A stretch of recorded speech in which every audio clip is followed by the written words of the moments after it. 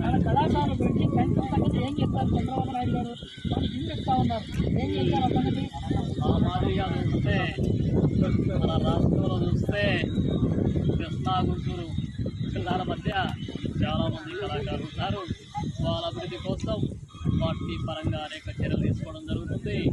ఆ మాదిరిగా చూస్తే రాష్ట్రంలో మరి ముఖ్యంగా చూస్తే గుంటూరు, కృష్ణా, ఒంగోలు జిల్లాలో చూస్తే ఇక్కడ విఆర్పి క్రియేషన్ అనే సంస్థ పాపులో రావడం జరిగింది.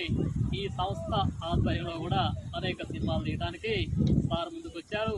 మీరు ఏ విధంగా అయినా అవకాశాలు అందిపుచ్చుకోవడానికి చక్కని బాటలేస్తారని మీకు తెలియజేస్తున్నారు.